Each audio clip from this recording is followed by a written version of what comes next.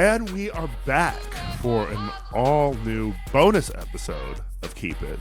I am Ira Madison III. I'm Louis Fertel, and what do you think is the best VMA category? Do you remember the best dance video? I remember one year Jennifer Lopez won it for Waiting for Tonight, and that was like a stacked category. Best dance video, I think, has some energy and verve to it. I say this because it's now a crock ceremony with nothing going for it. But what do you think? I think my favorite category is most iconic VMA performance. No, you've already upset me. Excuse me. There is now a fan-voted VMA. We're talking about the Video Music Awards, which aired last night. MTV institution, going back to when The Cars won the first Video of the Year in 1984, or you might think. Great video.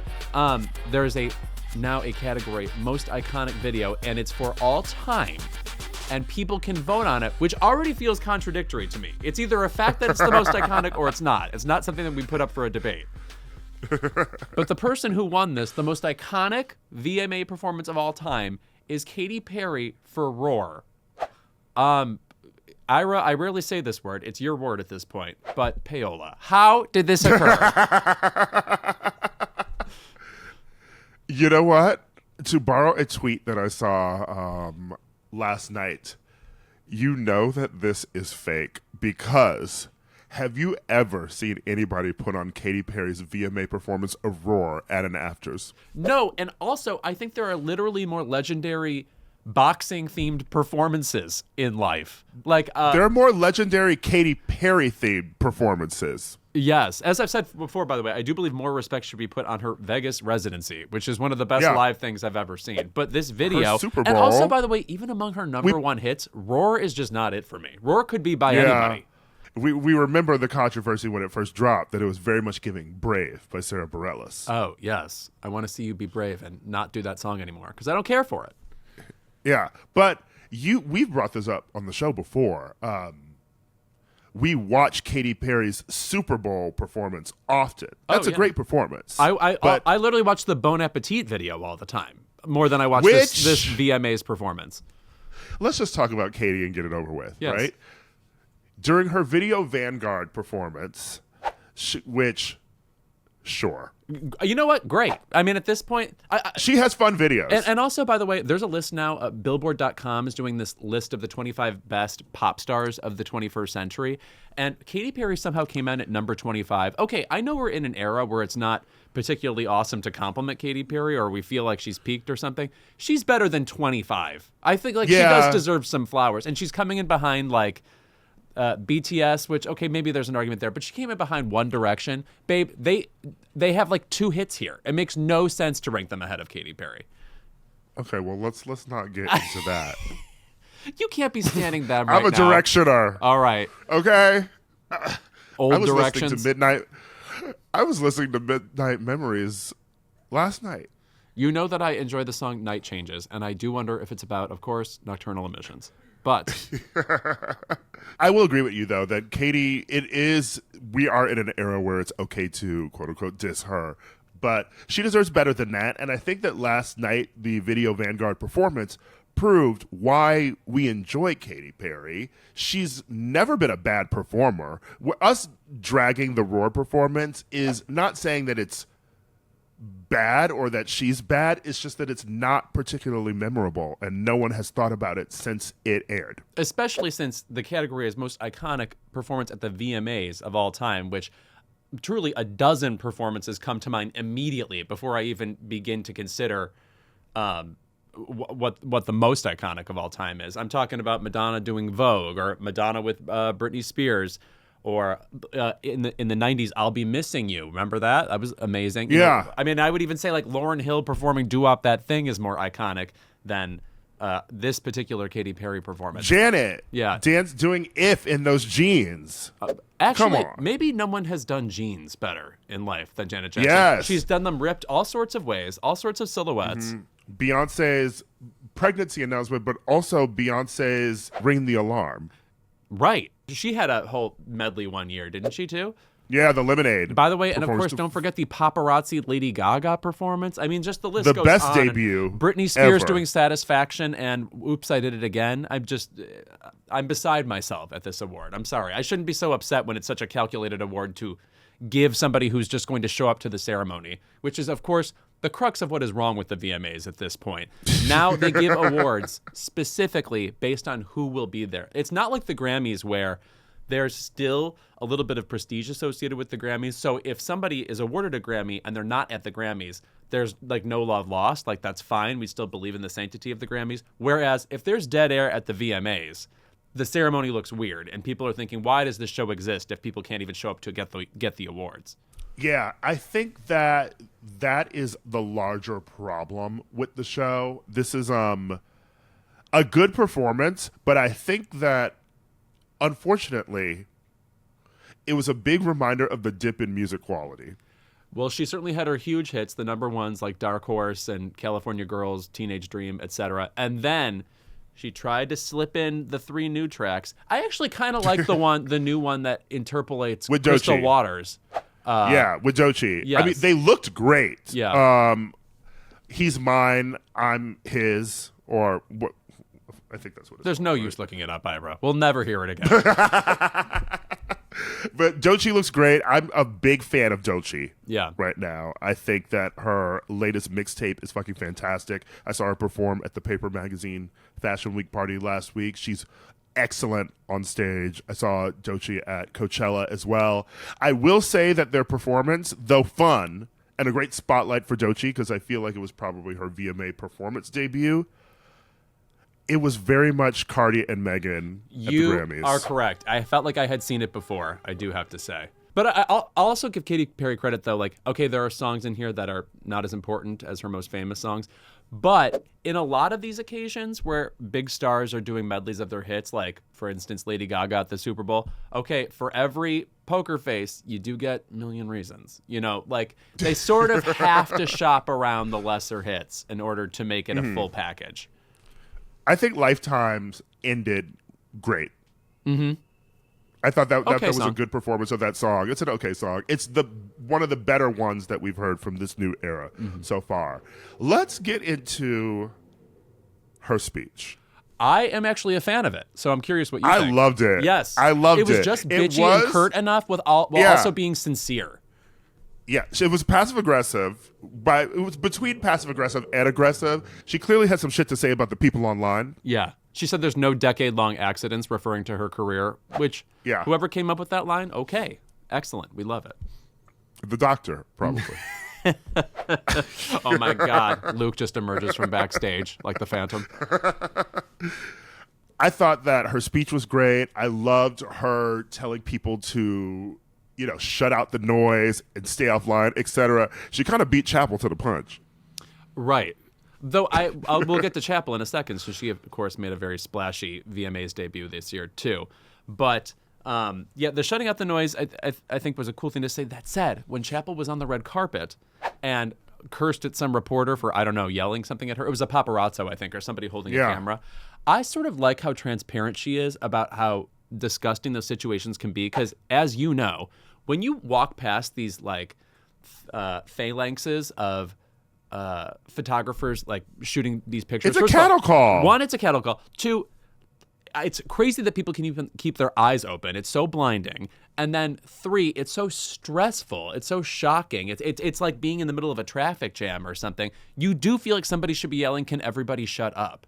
So to see her do that was cool. And then seconds later, she was giving an interview to Queer Press, like the Logo, I would think it was Logo or something, and she gave a darling interview talking about how psyched she is to be near Sasha Colby and all these other drag entertainers who were there. Plain Jane was dressed as Chappell Roan specifically and did a little they cut to a bunch of these queens, and Plain Jane did a little miming of her not wanting to be seen by the photographers. So funny and so classic That was drag. funny. Yes. Mm-hmm. And see, that is something that people were, quote unquote, upset about online, people without any taste. But that drag is supposed to be that. It's funny. There's a way to make fun of Chappell Roan without denying the fact that she's a human being who is setting up boundaries. Right. And I think that we are getting into this weird point now where I'm just tired of hearing people say that particularly we went too far in defending her. I'm tired of people trying to swing to the opposite end of the pendulum, saying she needs to sign up for being a pop star, or maybe like she's too angry. You know, it's not giving diva, it's giving attitude or anxiety or fragile. And how many of our pop stars are balls of fragility? Totally. So many of them have anxiety, and they deal with them either through drugs or drinking or other things, and she is trying to deal with this in such a open, honest, raw way that I have to commend her for it. No, and as you said, like, how many pop stars years later finally open up about having anxiety or whatever? Like, I just saw Shawn Mendes posted a video online talking about his return. He performed at the VMAs last night too, where he made the dubious choice to rock out. Not my brand, girls. But in that video, he basically talks about coming back to music and getting excited for it again. And it really sounds like somebody who was, there's no other way to put it, put through it. Like, it sounds like this entire industry, the way the fans behave, etc., has weighed on him for years. And it sounds like he paid a price. So it sounds like Chappell Roan is not just saying, I'm setting up boundaries. It's, I won't pay a price. I'm going to tell you right now when something is inappropriate. Well, imagine giving any sympathy to Chappell Roan, because we know how they treated Shawn Mendes. Right. Oh, with respect, and not SeanCody.com emblazoned pictures. Yeah. He seems happy, which I'm very glad for him. He wanders around New York City without security most of the time, just reading. Who is he, Woody Allen? He seems like a genuinely happy person now. I'm glad that he's making music again, and it's fulfilling him. There was an interview, not an interview. He did a front-facing video on Twitter, which I watched, where he talked about his collaborators and how they sort of got him in love with making music again, because he sort of was just empty and wasn't feeling like he wanted to do it anymore. That said, the song is boring. Right. He makes dentist office music. Yeah, right. Yeah, he doesn't really merge into prestige ever, even though I think he really cares about music in addition to being a performer. Like, you can tell, like, the interest is there. I almost wonder if he would go into, like, a producing space eventually or something. Maybe. I love Stitches. I love Stitches back in the day. I love his vocals on Senorita. My favorite song of his is Lost in Japan. Not my favorite song of his. I like that other one that's faster. There's Nothing Holding Me Back. I like it a little frenetic. You know what I mean? That's what I need. It's just giving too much high school jam bands. And I went to an all-boys Catholic school in Milwaukee. Like, the boys were jam banding, playing Yesterday on their guitars and playing Fish. And it was giving me that, especially with the carpet. Yeah. The carpet, I was like, this is really giving coffee shop. I also just think it feels a little bit like when you choose the rocker character from The Sims. You know, he's making the grand gesture with the guitar, and, you know, it just he felt very archetypal as opposed to artistic. I mean, back on Chappell, I enjoyed her performance a lot. Yes. I thought it was great. I thought she looked great. Chappell Roan did a performance of Good Luck Babe, which still does not have a music video, and I am very glad that she canceled those tours in Europe and did a VMA performance, because now the VMA performance can replace the music video at afters. Yes. Also, can I just say about her, I'm still used to thinking of her music when I hear it. And, you and I have known Pink Pony Club for years now or whatever. Thinking of that music as fringe, as like, she has a few fans or whatever. And now when I hear this music, it feels like it belongs in the dead center of pop culture. Like someone tweaked something in my brain. And now I'm like, oh, this is the music we all love. I mean, she became extremely popular, but it's weird how the music feels different to me now that it's this popular. Yeah, you see people do Hot to Go at a party, it feels like, oh, this is for everybody now. Yes. In a very weird way. And she said also she's going to take off like end of October through May to work on new music. So I'm looking forward to that era when she drops big single next year of the sophomore album, and that one's going to really feel like a cultural moment. And and speaking of cultural moments, I hope After Midnight from this album gets its cultural moment, because I continue to be obsessed with that song in particular from her. And Super Modern Ultra Graphic Girl. Yeah. What are we doing here? Yeah. There's room to grow still, and she's grown so much. She could Thriller this album if she wants to. Yeah. She could knock out Teenage Dream. Fighting words. I will say my main problem with the VMAs is that it was not iconic. I thought it was a great performance for her and a great debut, but when I'm thinking about Lady Gaga bleeding on the stage, when I'm thinking about the Britney moments, I'm thinking everything at the VMAs just seems too afraid to go one extra step. She was Joan of Arc. Like, why wasn't she burned at the stake? Right. We could have used something a bit saucier. And I did think it was both cool and a little telling that the most memorable VMA moments to me were homages. Like Sabrina Carpenter dressed in Madonna's actual Oscars gown from when she performed Sooner or Later, the Oscar-winning Sondheim song from Dick Tracy. It's cool to see that. Like, first of all, who knew that dress still existed? So the fact that she pulled that out and, according to her, got it from Madonna, who she said was very supportive of her, that was nice. That said, what does that mean ultimately? You just have the dress? Like, Nothing. why are we referencing it really? It's both kind of cool and also kind of nothing. Yeah, it's sort of that whole Kim Kardashian thing of pulling out a piece that someone has worn before. It's this thing in fashion now where it's sort of archival pieces are popping up all the time. But what is the story here? Yeah. Like, you're not doing anything that's related to Sondheim. You're not sort of Breathless Mahoney.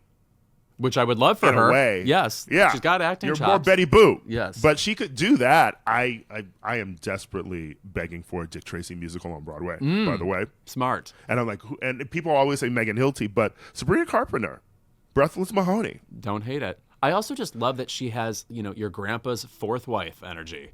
She's standing right by the crypt. She's got the will in this hand. But even that, there was no story to that. Tate McRae was wearing an old Britney Spears dress. Why? And by the way, what is the story? And I'm not saying Britney Spears didn't look great in that outfit. Not a particularly interesting outfit that we needed to revisit. Yeah, but Megan wearing Britney's "I'm a Slave for You" outfit looked great, but then what else are we doing here? I get that it was the 40th anniversary, so that you want to honor the VMAs past, but I feel like every year of the VMAs lately is honoring the VMAs past and not creating any new reason for the VMAs to exist. Yes, you don't feel the confidence that we're still in an icon-making era. I think also a problem the VMAs have is it's not that people don't watch music videos anymore, which used to be the chief complaint about the VMAs, that MTV moved another direction and we don't see music videos on anymore. People are obsessed with music videos. I think weirdly what's interesting now is you're less likely to see music that isn't algorithmically delivered to you. So the concept of any one music being considered the best, like the video of the year, sort of is irrelevant now. Like if you're a Taylor Swift fan, okay, that's the music you listened to this year, but you didn't really have to watch music videos from, here are other bands that I grew up listening to that weren't particularly my brand. Foo Fighters. You didn't have to watch Rage Against the Machine or whatever, things that would be otherwise competitive in Korn. Yeah, Korn. Oh, I had two of those albums, I have to say. Freak on a Leash Yeah. was a jam. I owned the Issues album and Freak on a Leash, yes. That is actually the problem with the VMAs or sort of MTV in general now, rewarding things like that. You sort of hit the nail on the head with that. People kept saying last night, who's seen Fortnite? Who's seen Fortnite? This is the song of the year. And if you were a Swiftie, it's the only fucking video you've watched all year. Right. By the way, and I've seen it because I like Taylor and I like Post Malone, and I've watched the video several times, but it's not one I put on at afters because no one else is into it the way that I am. But we're all in these bubbles now, and even when you're in your bubble of friends and the things that you listen to as a group, that's not going to mirror what other people are watching by themselves. Right. Here's the thing. Among videos she has directed, I think the Fortnite video is pretty impressive. There's some stark stylistic choices, like images that are memorable. So at least it feels more like a contender for video of the year than some of her other wins. But excuse me, the idea that she has won 5 videos of the year, to me, and 3 in a row. Yes. To me, it's like if you had a book award and then gave it to Harry Potter every year. My feeling is, yes, definitely the most popular. Yes, qualified and important. You know, that a book is reaching so many people. That said, you're kidding if you're saying it's earned this award by being better than everything else. It's just more popular than everything else and dominating in a monocultural way that I feel like award shows somehow feel really obligated to adhere to. It's the same thing. And also, of course, they want her to be at the ceremony, so they give it to her for that reason. Of course. It's the same way I feel about how we discuss music now, or people discuss music online now, that everyone has sort of been rotted by stan brain. Yeah. You talk about how popular something is, how big something is on the Billboard charts. Remember when defending your favorite artist meant defending your own taste? Yes. Yeah. Woof. You had to say... You really wrote a poem with this one. You really wrote a poem with that one. Yeah. You had to say, this song is good because this artist is great because I dig this video because you weren't, when we were arguing about music when we were kids, when we were arguing about it in high school, in college, you weren't saying, oh, she's number 1 on Billboard. Tortured Poets has been number 1 for several weeks. It's, no, I fucking dig this because it's cool. That's why I like saying I love Reputation. I like the attitude in that album. I like how pissed off she was at that moment. I think it's one of Taylor's more raw albums lyrically and sonically just because of the emotional mess she was going through at the time. Whereas Tortured Poets feels like a cash grab. Right. And a retread to me if we're talking about albums like Evermore, Folklore, etc. But I think not that stan culture is the entire internet. Sometimes it feels like the entire internet based on what you see, what tweets you see passed around. But yeah, there is this notion that popularity means an artist is unimpeachable, that they've accomplished something that no critic can take away from them.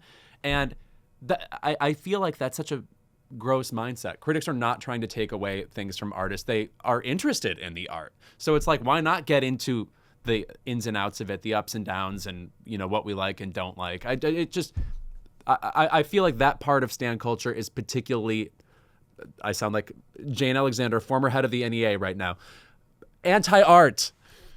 Yeah, and there's this idea that critics critique things because they hate everything and want to bring people down. And maybe that's people with YouTube channels. Maybe that's people online who get off on hate views and hate clicks. But real, genuine critics of music, of film, of television, of books, of art, they do it because they love it.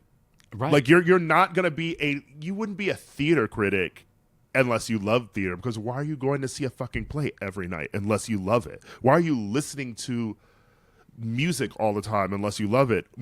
Film critics, why are you going to film festivals and watching 6 movies in a day unless you genuinely fucking love movies? Right. There's clearly an adrenaline rush there. And by the way, I just want to say, I have never been to one of these film festivals before. I am so jealous. Half my friends go every year. That's the darkest part of my year. It can be fun.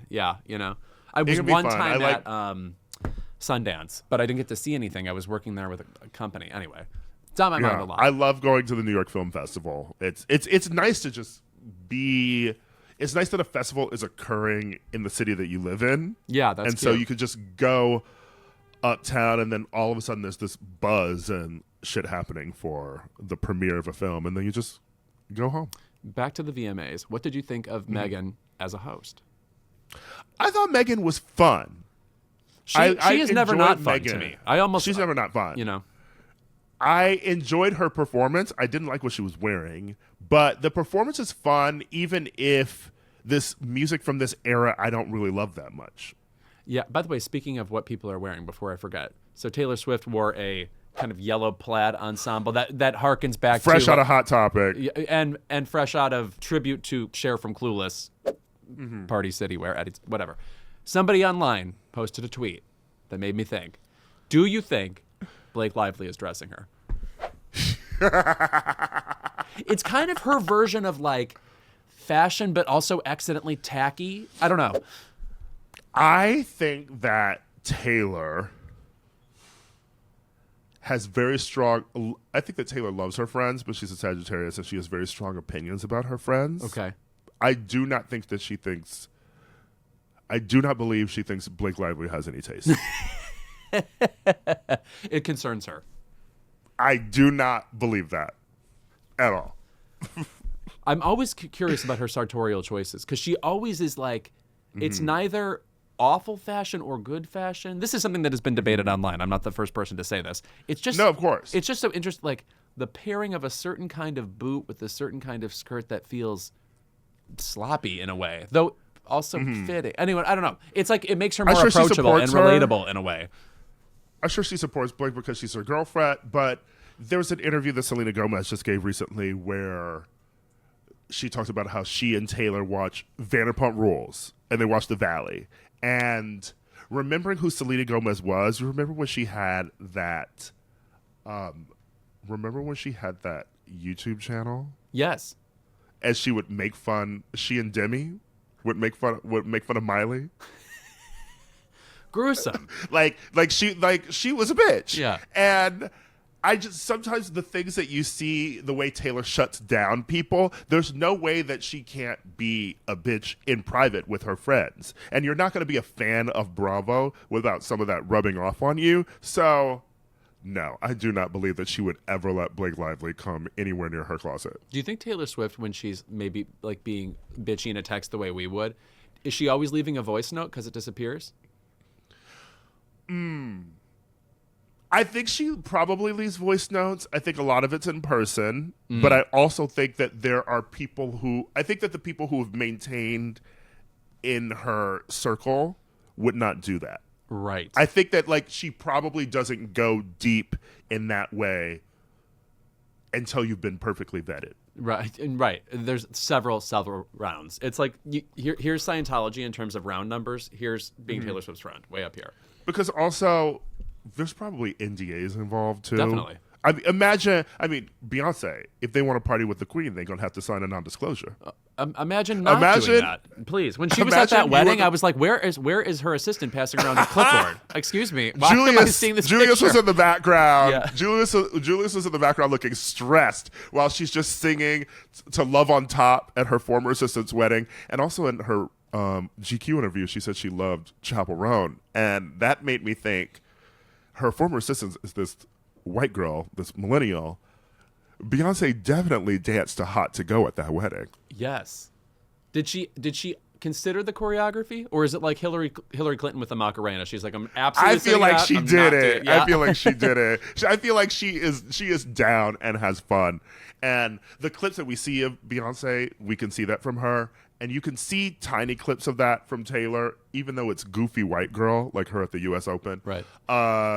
Being drunk. But I don't know. She seems so much more fun in person and sort of maybe acerbic in person too than she's ever going to let us see now.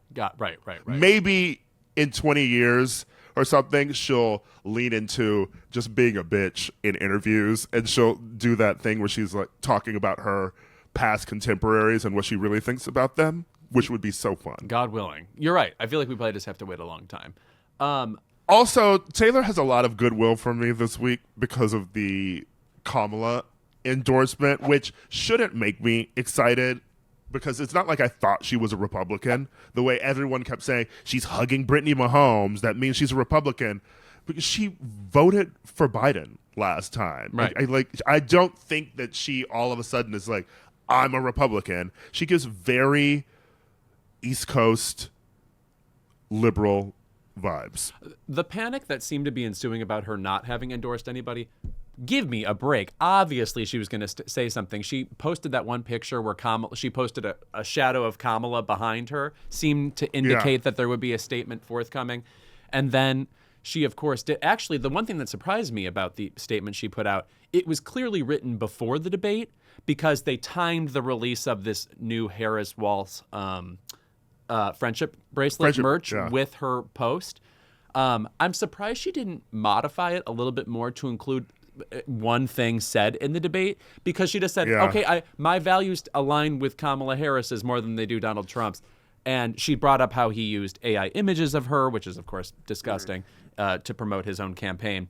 But honestly, I mean, he was so ridiculous during the campaign. It could have used one extra, can we believe what we just saw moment in it, you know? Right. She used the childless cat lady comment, which J.D. Vance had brought up. Right. But the fact that Trump was talking about eating cats in Springfield, that sort of felt like something you would comment on. But no, it was obviously a predetermined press release. Tree Payne organized it all. Right. And Kamala also walked off the debate stage to The Man. Would we pick that song for her? Absolutely not. But I wasn't expecting a walk-off song. I'm expecting at a rally she's going to walk out to Ready for It. Yes, that makes more sense. And also just has more like, oh, I'm getting out ready to do something like vote. Whereas The Man, like, that's sort of not the vibe that Kamala's going for. Like, if I were a man, it's like, she's already wearing the Timberlands. She's got the bearing. You know what I'm saying? Plus, you know that song has my favorite Taylor line ever. Which is? He could be my jailer, Burton to this Taylor. Does that mean she's seen Who's Afraid of Virginia Woolf? Does that mean she said out loud? Oh, you know she has. She's like, let me wiki Sandy Dennis. Has she done it? I want to know. I know that Sandy Dennis is on my pass here at Keep It, right? Like, this is how they make sure I don't lose it, because they put her name on it. She's definitely seen it. Yeah. She's definitely seen it, and she's definitely walked in somewhere and over-dramatically said, what a dump. Wow. And then laughed at making the reference. Maybe she's also seen the play once, too, because there's lots of famous people when they do the play. Usually, you know, it's whatever. Zachary Quinto is in it, etc. By the way, I'm going to be tonight with Zachary Quinto and Kumail Nanjiani and some actress, Jane Fonda, at the Bourbon Room. Henry's daughter. Yeah. Yes, Henry's daughter. Bridget's aunt. At the Bourbon Room in Hollywood. And allegedly, they're going to be testing me on some Jane trivia in front of Jane Fonda. I don't know that this can go good for me anyway. One, I missed the trivia. I missed the trivia and look bad. Two, I get the trivia right, and Jane's like, why don't I get away from the fact? You know what I'm saying? Yeah. Mm-hmm. Get the f*** off the stage. I'm not watching that. She's like, can we talk about climate? If you didn't get tickets tonight for the Bourbon Room because it is sold out, sorry. It will be on YouTube eventually, and it'll be on Love It or Leave It on Saturday, so you can listen there, where all of my wonderful jokes will be edited down to digestible portions. Who else did we love? We brought up Sabrina Carpenter, but her performance was great. Yeah, performance was good. She did a medley of the three very, very famous Sabrina songs at the moment, which are Espresso, Please, Please, Please, and Taste, which is the one I'm replaying the most at the moment, which seemed like a novel observation, but it turns out the other two are just two of the most played songs of all time, and I needed to move on to a third. Also an homage to Britney, the astronaut thing from Oops, I Did It Again. Mm-hmm. Also a bit of a VMAs homage, since obviously the Moon Man is the name of the trophy. I also, Moon by Person the way, now. Say what? Moon Person now. It's not the Moon Person. I love that an announcer said Moon Person, and then they immediately cut to Cyndi Lauper introducing Sabrina, and she said Moon Man. She's like, I don't remember that. Also, always good to see Cyndi Lauper, who is basically retired at this point. I'm sure can still belt her ass off. It was also nice living to see off Lenny that Kinky Boots money. Right. Tony winner. She's an O short of an Oscar, or O short of an EGOT. Lenny Kravitz was also there. LL Cool J was there. Some people just get to be at award shows. Like, do you have a slot for me? I'm going to go ahead and do that. Like, Lenny Kravitz did the in memoriam at the Oscars. You know, just whatever. Yeah. He gets to show up. He's in his cool era now. He's always been cool, but he's in his cool, like, nostalgic era. Yeah. Remember when he was working out at the gym in leather pants? It was so shocking. The pants. And he's just around as Zoe's dad. Right. And his body is sheet metal. Yeah. And he's 60 years old. It's really crazy. Oh, I wanted to say quickly about Sabrina Carpenter's speech she gave for the Song of the Summer, or whatever nonsense award they decided to give her. I like how she addressed the fans. There seemed to be, she wasn't going for super bubbly and super quirky. She was just like, she goes, it sounds cheesy, but I have the best fans. Thank you. I enjoyed the kind of low-keyness of what she said. I enjoyed that too, because haven't we gotten sick of artists shouting out their fans name. Yeah. Swifties, hotties, the Barbs. Enough. Right. Mm-hmm. You're radicalizing them. Stop it. We know where this leads.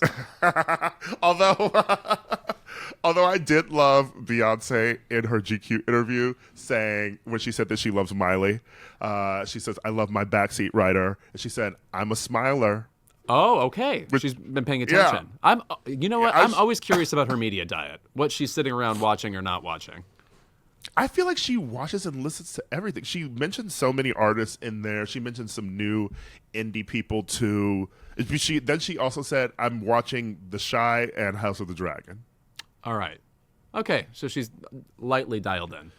LL Cool J was great. Imagine him not being great. He delivered on NCIS for, I believe, 136 seasons. Before I wish we'd been recording. Before this, Louis and I were trying to figure out if NCIS LA was still on, and it ended last year. And then I went down a rabbit hole on Wikipedia, discovering just how many NCIS series there are. And there's one called NCIS Origins, in case you were wondering, how did this thing all start? Take me there. The creation of the program. Yeah, right. NCIS LA. I believe it ended because Linda Hunt said, fucking enough. I am 1,000,000 years old. Let me go home.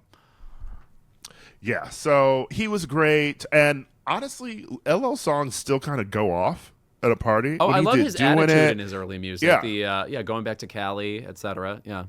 By the way, I also want to do a shout out to the very hot men who showed up at the VMAs. Rauw Alejandro. Oh, yes. Gorgeous. And somehow I'd never noticed what he looked like, even though he's came out with Rosalia at Coachella when I was there, but I was very high. You don't say. During that performance. I could finish that sentence. Yes. Like a detective. And I also discovered what a Benson Boone is. This man can sing. He can sing. And speaking of Sabrina, there's a reaction video of her going, what? When he does his backflip off the piano. That is stunts. Parkour, as it pertains to balladry, we've rarely seen. I can't believe he's doing that. Yeah, he's the one who he was on American Idol and then dropped out before the semifinals and now is this giant singer. Also, this Teddy Swims is still a new name to me. He sounded amazing. Also, by the way, a man who looked hot, the guy from Maneskin or whatever. Woof. He looked like a silent film actor. It looked like somebody who has like a closeted tryst with Rudolph Valentino. There's no proof that Rudolph was queer. I'm just throwing that out there. Damiano David. Yes. Hot as hell. Yes. Great look at the VMAs too. Yeah. But going back to the thing about our bubbles of music, I feel like I've never heard of Benson Boone before. And I've never heard the song. Even though he's like a wild chart entering, he went up the charts faster than Chappell Roan did this year.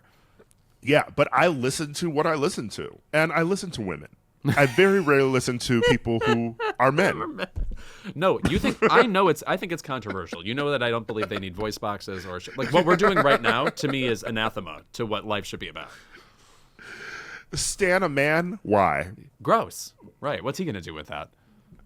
But anyway, he's cute. Yeah.